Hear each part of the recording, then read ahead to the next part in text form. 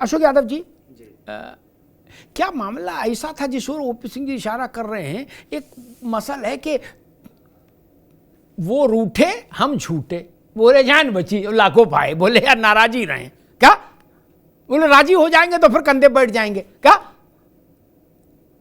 फिर कंधे लिए लिए घूमो, हाथी घोड़ा पाल की जय कन्हैया लाल की करो क्या। आप सोचो, मैं सच्ची बात ये दिल की कह रहा हूं, क्या ओपी सिंह ने कहा नहीं कहा उसको भी आप छोड़ो, क्या सपा में किसी की इतनी हैसियत है, किसी से पूछ लो, किसी नेता की, जो अखिलेश जी को ऐसी व्यवस्था में लाख खड़ा कर दे कि चपरासी भी नहीं रहेगा, नौकर भी नहीं रहेगा, कुछ नहीं रहेगा क्या, बोतल पानी भर के रखेंगे, अपनी अपनी बोतल से पानी पियो और 2 घंटा बैठो हमारे साथ, कोई कर सकता है? इस ओर नावेद भी इशारा कर रहे थे कि वही ठीक था कि वो रूठे हम झूठे, बोले जान बची यार चलो छोड़ो जाने दो। अब वो फिर आ गए और रिश्ता चाचा भतीजे का है, ये भी आप बता ही चुके अशोक जी। देखिए अमिताभ जी, जब तक आजम खान साहब जेल में थे चर्चा नहीं थी, जैसे जेल से छूटे आज तक चर्चा बनी हुई है। राष्ट्रपति जी के मिलने के पहले भी यही चर्चा थी, ये मनमुटाव, ये हो गया, वो हो गया, वहाँ जा रहे। अरे भैया अब तो मिल लिए, सारे गिले शिकवे दूर हो गए, अभी भी मीन में एक निकाला जा रहा है, बड़ी अजीब बात है। चलिए ठीक है, सवाल ये नहीं है, सवाल ये उठता भी, ओपी सिंह साहब ने कहा कि हमारे किसी नेता पर अगर इस तरह हो जाता तो हम जलजला मचा देते, ये कर देते। आपको याद होगा, पूरे देश को याद है, माननीय योगी जी सोमनाथ दादा लोकसभा अध्यक्ष थे, स्पीकर थे, उनके सामने फक के रो रहे थे। भारतीय जनता पार्टी ने कौन सा जलजला दिखाया था उस समय, जरा बताएं। अरे श्रीमती जी कुछ तो सस्ता लो, बचत करो। नहीं श्रीमान जी, सब बढ़िया लो, रहने दीजिए। इसमें क्या खास बात है? थोड़े में ज्यादा स्वाद, यही तो है इसकी खास बात। वाह मामा, क्या स्वाद है। अरे मेरे राजा, अच्छा, दूसरी बात इन्होंने कहा कि सरकार ने मुकदमे नहीं ला दे, नहीं, इंटरपोल ने आजम खान साहब के ऊपर बकरी चोरी का मुकदमा लगाया था। ऐसी ऐसी बातें लोग करते हैं। अभी नदवी साहब बड़ा मुस्कुरा रहे हैं। देखिए भारतीय जनता पार्टी पीडीए आंदोलन को डैमेज करने के लिए हथौड़ा, जैसे हथौड़ा होता है ना, तो पीडीए आंदोलन को डैमेज करने के लिए कुछ लोगों के हाथ में हथौड़ा पकड़ा दिए। उस हथौड़े में एक हाथ एआईएमआईएम का है, एक ये भी हथौड़ा पकड़े, ये भी हथौड़ा पकड़े हैं। ले हथौड़ा, ले दनादन मार रहे हैं, हथौड़ा मार रहे हैं नदवी साहब। लेकिन देखिए ऐसा कुछ होने वाला नहीं है कि हम कोई कुछ नहीं होगा। आजम खान साहब आप कितना हथौड़ा मारिए, आप कितना हथौड़ा मारिए, आपका हाथ झनक जाएगा, आपका हाथ डैमेज हो जाएगा। लेकिन न तो ये डैमेज होगा, न तो पी न तो डी। आप हथौड़ा मारते रहिए, आप जितना हथौड़ा मारेंगे पीडीए पर, पीडीए उतना मजबूत होगा। आपने हथौड़ा मार करके बिहार में पिछली बार जब तेजस्वी यादव की सरकार बन रही थी, आपने हथौड़ा मारा, वहाँ भाजपा सरकार आ गई, अब फिर हथौड़ा मारने आ गई यूपी में। तो हथौड़ा आप मार रहे हो, ये हमारा जो समाज है जिसकी आप राजनीति कर रहे हो, अल्पसंख्यक समाज, वो अल्पसंख्यक समाज आपको हथौड़ा भी मारेगा और आपके पिछवाड़े 2 डंडा भी लगाएगा, कहेगा भगो यहाँ से, जाओ वहाँ हैदराबाद में, चले आए हो हैदराबाद से।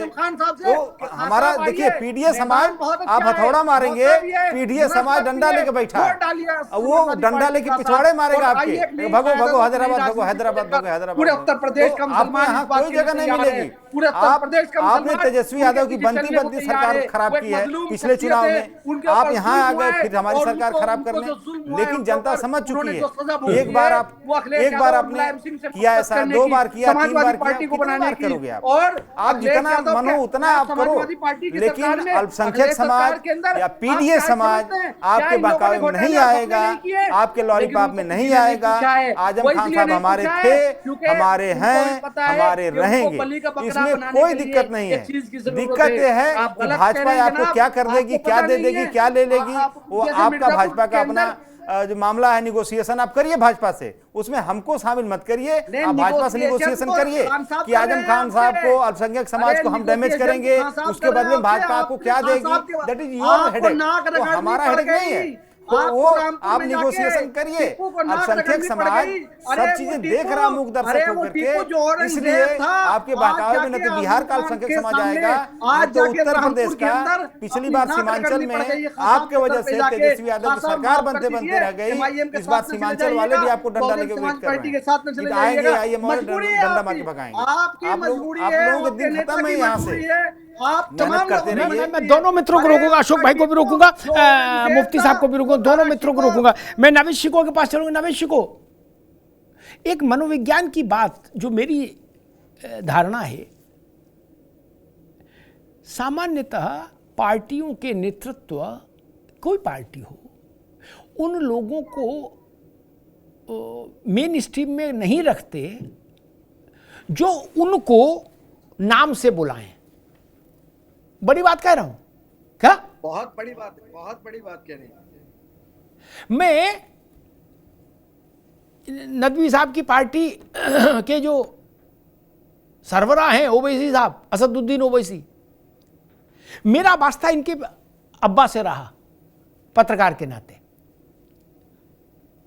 अब कोई ऐसा हो जाए जो कहे बच्चा असदुद्दीन इधर आओ मेरी जान, क्या तुम कहां घूमते रहते हो? तो यही ओवैसी साहब मुफ्ती से, नदवी से कहेंगे भाई इसको हटाओ, इसको चिट्ठी जारी करो, क्या? ये सबके साथ है। कोई ऐसा मामला फंस रहा है क्या नावेश को? ये मनोविज्ञान की बात है, इसको पार्टी विशेष से मतलब नहीं, ये ह्यूमन टेंडेंसी है, मेरी समझ ये कहती पॉलिटिक्स में। इंदिरा जी के समय से तो हम लोग देख ही रहे हैं। स्थितियां ऐसी ही बन गई हैं।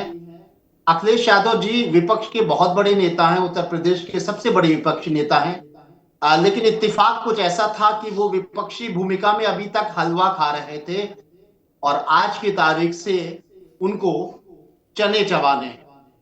आज चर्चा का दिन था, आज चर्चा की फरमाइशें, उनके गिले शिकवे, उनकी गाइडलाइन को उनको फॉलो करना पड़ा एकांत में, और कल फूफी जान का दिन है।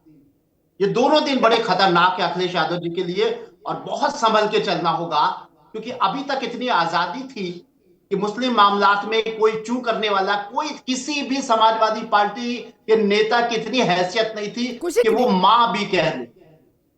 आज की तारीख से उनको एक लंबी फेरिस्त मिल गई अखिलेश यादव जी को और उनकी आजादी छीन गई। मैं बार बार कह रहा हूं कि उनको आजादी मिली है आजम खान साहब को और अखिलेश जी की आजादी छीन गई है।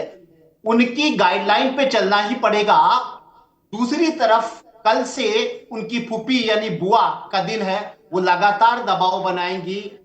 मुस्लिम समाज में कहा जाता है इस्लाम के अनुसार कि अगर साथ दीजिए, समर्थन कीजिए या किसी के साथ आइए तो दबे कुचले वर्ग का को वरीयता में रखिए। मेरिट में जो दबा कुचला गरीब, पिछड़ा, दलित है, जो सबसे ज्यादा समाज में पिछड़ा हुआ है, शरीयत के तौर पर उसका साथ दीजिए। और टेक्निकली इस्लामिक नजरिए से कई मुस्लिम विद्वान, कई मुस्लिम स्कॉलर्स ये बताते रहे हैं कि टेक्निकली इस्लाम को फॉलो करने वाले लोग जो है बसपा के साथ आना चाहते हैं, क्योंकि इस्लामी नजरिए से पिछड़ा समाज जो है, जो सबसे दबा कुचला समाज है, उसका साथ देने से सवाब होता है। यही गाइडलाइन है, यही हदीस है, यही कुरान है। तो टेक्निकली मुस्लिम समाज बसपा के साथ लाना चाहता है, लेकिन वो दूर इसलिए हो गया है क्योंकि बसपा लड़ाई से बाहर है। मुस्लिम समाज बराबर ये कहता रहा है कि बहन जी तो लड़ी नहीं रही हैं, वो अब वैसी रैलियां कहां करती हैं जैसी करा करती थी। बहन जी ने कहा वैसी ही रैली कर रहे हैं जैसे किया करते थे, अब वही दलित समाज का आह्वान कर रहे हैं, अब तो आ जाओ।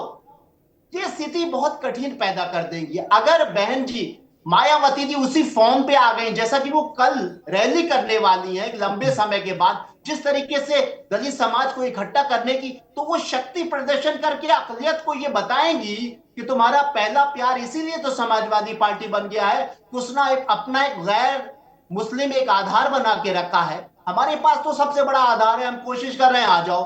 तो यानी वो मुस्लिम वोट बैंक जो बंटवारा नहीं हो रहा ठीक बात, बहुत अच्छे से आपने अपना तरफ रखा। मैं अशोक जी से एक छोटा सा उत्तर लूंगा। अशोक भाई, नावेद शिको जी कह रहे हैं कि आजम चचा की रिहाई हुई और अखिलेश जी के लिए कैद जैसी स्थिति पैदा हो गई। देखिए, राजनीतिक विश्लेषक हैं, उनके ऊपर मैं नहीं कुछ कहूँगा, लेकिन यही कहूँगा कि आजम खान साहब को आने से पार्टी को कई गुना मजबूती मिली है, वैचारिक रूप से और धरातल पर भी। और आजम खान साहब हमारे राष्ट्रीय अध्यक्ष जी को और मजबूती प्रदान करेंगे और डिसीजन मेकिंग जो उनकी जो पार्टी की जो डिसीजन मेकिंग अथॉरिटी है उसमें आजम खान साहब की हम लोग सदुपयोग करेंगे और अच्छे तरीके से उत्तर प्रदेश के जो पीडीए के आंदोलन को आगे बढ़ाने में आजम खान साहब की का जो ऊर्जा है, उनकी जो सोच है, उनकी जो अनुभव है नेताजी के ज़माने से, उनके अनुभव का इस्तेमाल पार्टी करेगी, उनकी सोच का इस्तेमाल करेगी और उनके सारी चीज़ों का जो आजम खान साहब हम लोगों के लिए कर सकते हैं पार्टी के लिए, वो सारी चीज़ों का पार्टी जो है इस्तेमाल करेगी। हमारे लिए खुशी की बात है, जैसा वो कह रहे हैं हमारे नावेद भाई की ऐसा कोई बात है, लेकिन ऐसी कोई बात नहीं। राष्ट्रीय अध्यक्ष जी को एम्पावर करने के लिए वो आजम खान साहब आए हैं और एम्पावर करेंगे राष्ट्रीय अध्यक्ष जी को, पूरी पार्टी को और पीडीए आंदोलन को एम्पावर करेंगे। ये हमारे लिए खुशी की बात है। ठीक बात।